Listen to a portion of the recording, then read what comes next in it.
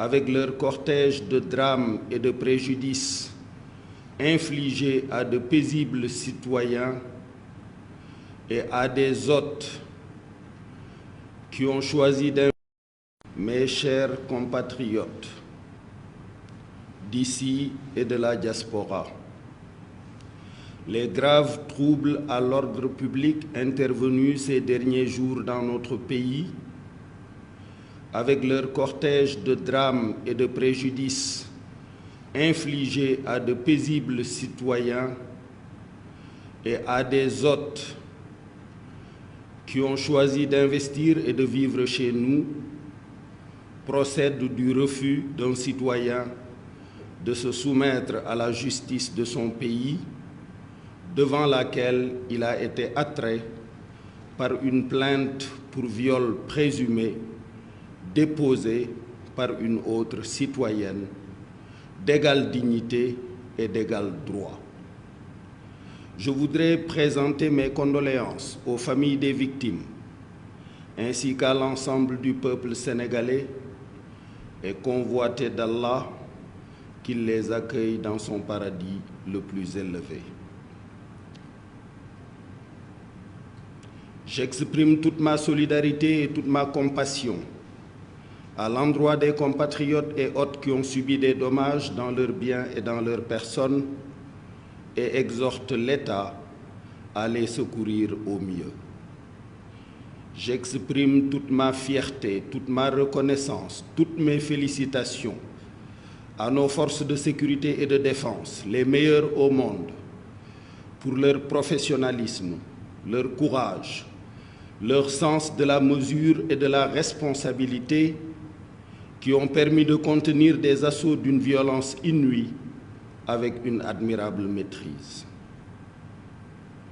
Conformément à la recommandation prophétique faite à tout musulman d'être solidaire de son frère qui subit une épreuve, qu'il ait raison ou tort, je voudrais exprimer ma solidarité à mon jeune frère Ousmane Sonko, frappé par une terrible épreuve. S'il sait que les accusations portées à son endroit par la citoyenne Adji Sarr sont infondées et ne sont que le résultat d'un complot ourdi contre sa personne, je l'invite à faire ce que je fis en son temps, c'est-à-dire déclarer solennellement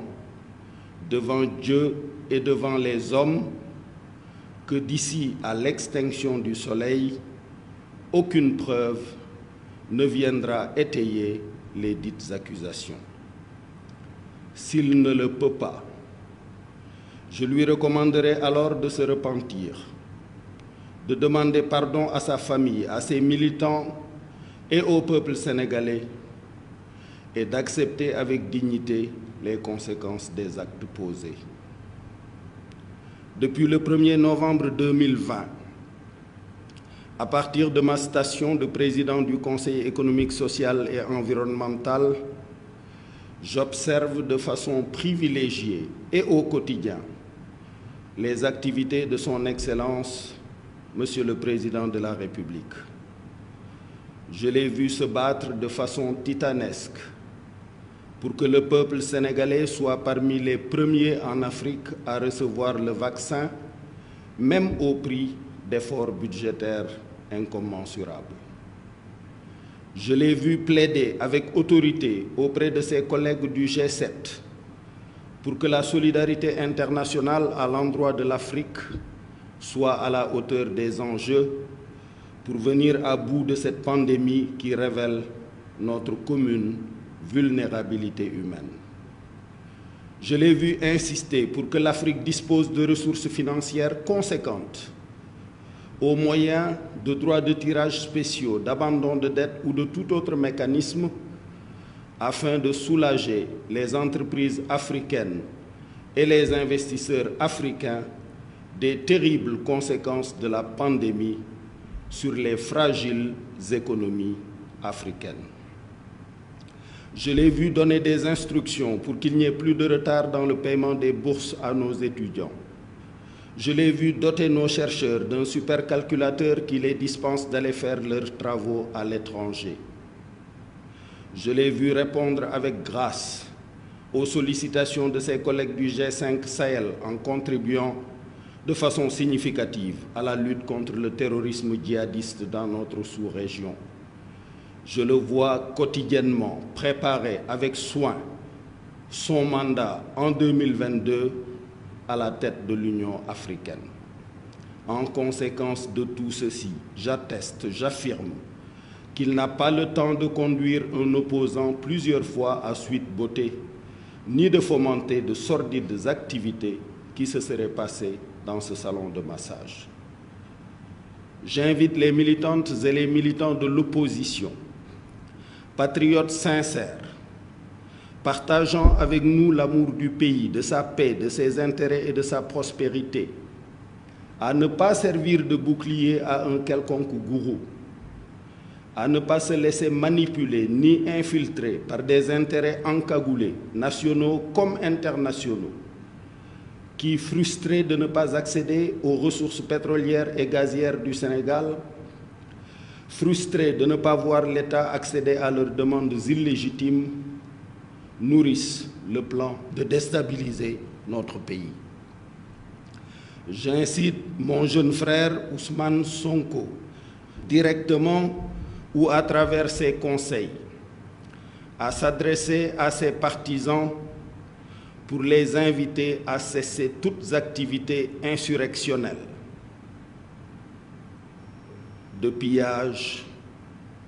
ou de déstabilisation du pays. S'il le fait, j'accéderai alors aux nombreuses demandes à moi adressées, dont celle de notre compatriote Alioune Tine, membre éminent de la société civile africaine,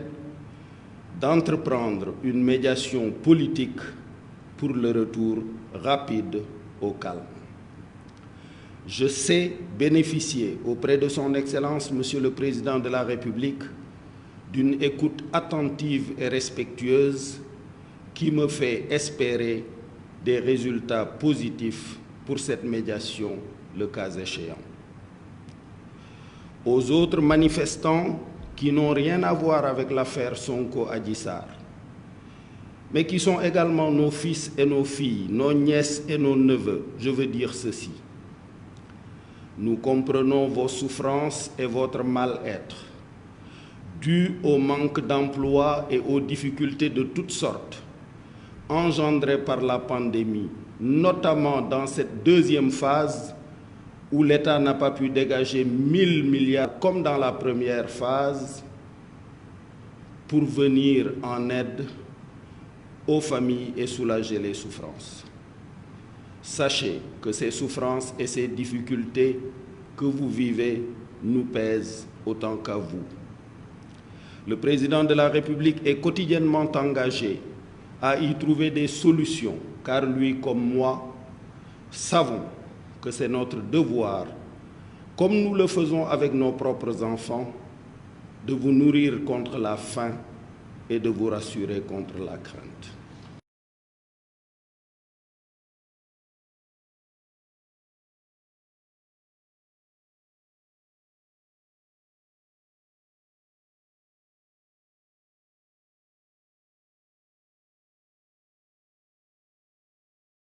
Mes chers compatriotes d'ici et de la diaspora,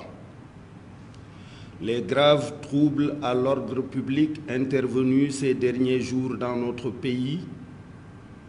avec leur cortège de drames et de préjudices infligés à de paisibles citoyens et à des hôtes qui ont choisi d'investir et de vivre chez nous, procède du refus d'un citoyen de se soumettre à la justice de son pays, devant laquelle il a été attrait par une plainte pour viol présumé déposée par une autre citoyenne d'égale dignité et d'égal droit. Je voudrais présenter mes condoléances aux familles des victimes, ainsi qu'à l'ensemble du peuple sénégalais, et convoiter d'Allah qu'il les accueille dans son paradis le plus élevé. J'exprime toute ma solidarité et toute ma compassion à l'endroit des compatriotes et hôtes qui ont subi des dommages dans leurs biens et dans leurs personnes et exhorte l'État à les secourir au mieux. J'exprime toute ma fierté, toute ma reconnaissance, toutes mes félicitations à nos forces de sécurité et de défense, les meilleures au monde, pour leur professionnalisme, leur courage, leur sens de la mesure et de la responsabilité qui ont permis de contenir des assauts d'une violence inouïe avec une admirable maîtrise. Conformément à la recommandation prophétique faite à tout musulman d'être solidaire de son frère qui subit une épreuve, qu'il ait raison ou tort, je voudrais exprimer ma solidarité à mon jeune frère Ousmane Sonko,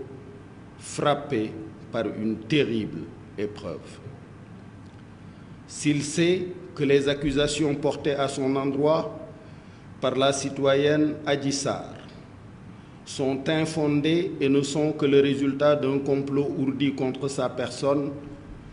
je l'invite à faire ce que je fis en son temps,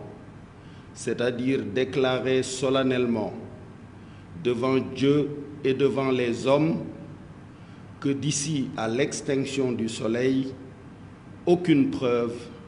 ne viendra étayer les dites accusations. S'il ne le peut pas, je lui recommanderai alors de se repentir, de demander pardon à sa famille, à ses militants et au peuple sénégalais et d'accepter avec dignité les conséquences des actes posés. Depuis le 1er novembre 2020, à partir de ma station de président du Conseil économique, social et environnemental, j'observe de façon privilégiée et au quotidien les activités de son Excellence, Monsieur le Président de la République. Je l'ai vu se battre de façon titanesque pour que le peuple sénégalais soit parmi les premiers en Afrique à recevoir le vaccin, même au prix d'efforts budgétaires incommensurables. Je l'ai vu plaider avec autorité auprès de ses collègues du G7 pour que la solidarité internationale à l'endroit de l'Afrique soit à la hauteur des enjeux pour venir à bout de cette pandémie qui révèle notre commune vulnérabilité humaine. Je l'ai vu insister pour que l'Afrique dispose de ressources financières conséquentes au moyen de droits de tirage spéciaux, d'abandon de dette ou de tout autre mécanisme afin de soulager les entreprises africaines et les investisseurs africains des terribles conséquences de la pandémie sur les fragiles économies africaines. Je l'ai vu donner des instructions pour qu'il n'y ait plus de retard dans le paiement des bourses à nos étudiants. Je l'ai vu doter nos chercheurs d'un supercalculateur qui les dispense d'aller faire leurs travaux à l'étranger. Je l'ai vu répondre avec grâce aux sollicitations de ses collègues du G5 Sahel en contribuant de façon significative à la lutte contre le terrorisme djihadiste dans notre sous-région. Je le vois quotidiennement préparer avec soin son mandat en 2022 à la tête de l'Union africaine. En conséquence de tout ceci, j'atteste, j'affirme qu'il n'a pas le temps de conduire un opposant plusieurs fois à suite bottée, ni de fomenter de sordides activités qui se seraient passées dans ce salon de massage. J'invite les militantes et les militants de l'opposition, patriotes sincères, partageant avec nous l'amour du pays, de sa paix, de ses intérêts et de sa prospérité, à ne pas servir de bouclier à un quelconque gourou, à ne pas se laisser manipuler ni infiltrer par des intérêts encagoulés, nationaux comme internationaux, qui, frustrés de ne pas accéder aux ressources pétrolières et gazières du Sénégal, frustrés de ne pas voir l'État accéder à leurs demandes illégitimes, nourrissent le plan de déstabiliser notre pays. J'incite mon jeune frère Ousmane Sonko, directement ou à travers ses conseils, à s'adresser à ses partisans pour les inviter à cesser toutes activités insurrectionnelles, de pillage ou de déstabilisation du pays. S'il le fait, j'accéderai alors aux nombreuses demandes à moi adressées,